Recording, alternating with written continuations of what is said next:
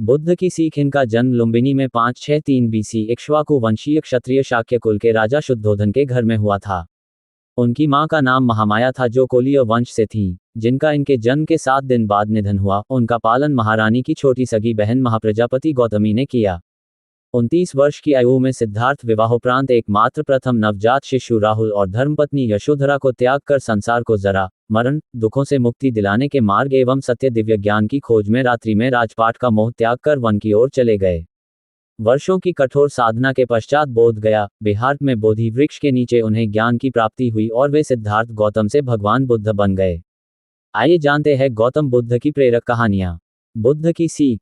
भगवान बुद्ध सद्विचारों का प्रचार करने के बाद राजगृह लौटे, लेकिन नगर में सन्नाटा था। उनके अनुयायी ने उन्हें बताया, भगवान एक राक्षसी को बच्चों का मांस खाने की लत लग गई है। नगर के अनेक बच्चे गायब हो गए हैं। इससे नागरिकों ने या तो नगर छोड़ दिया है या वे अपने घरों में दुबके बैठे हैं। भगवान बुद्ध को यह भी पता चला कि उस राक्षसी के कई बच्चे हैं। एक दिन बुद्ध राक्षसी की अनुपस्थिति में खेल के बहाने उसके छोटे बच्चे को अपने साथ ले आए।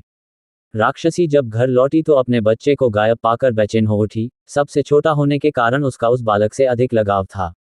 बेचैनी में ही उसने अपनी रात काटी। सुबह जोर जोर से उसका नाम पुकारकर उसे ढूंढने लगी। बिछोह के दर्द से वह तड़प रही थी। अचानक उसे सामने से बुद्ध गुजरते हुए दिखाई दिए।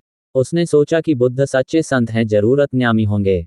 वह उनके पैरों में गिरकर बोली, भगवान मेरा बच्चा कहाँ है, ये बताइए। उसे कोई हिंसक पशु ना खा पाए ऐसा आशीर्वाद दीजिए। बुद्ध ने कहा, इस नगर के अनेक बच्चों को तुमने खा लिया, कितनी ही इकलौती संतानों को भी तुमने नहीं बख्शा है। क्या तुमने कभी सोचा कि उनके माता पिता कैसे जिंदा रह रहे होंगे? बुद्ध के वचन सुनकर वह पश्चाताप की अग्नि में जलने लगी। उसने संकल्प किया कि अब वह हिंसा नहीं करेगी। भगवान बुद्ध ने उसे समझाया कि वास्तविक सुख दूसरों को दुख देने या दूसरों का रक्त बहाने में नहीं, अपितु उन्हें सुख देने में है। उन्होंने उसका बच्चा उसे वापस कर दिया। सूचना सिर्फ मान्यताओं और जानकारियों पर आधारित है। यहाँ ये बताना जरूरी है कि यह मेरा वीडियो किसी भी तरह की मान्यता, जानकारी की पुष्टि नहीं करता है। किसी भी जानकारी या मान्यता को अमल में लाने से पहले संबंधित विशेषज्ञ से सलाह लें। धन्यवाद।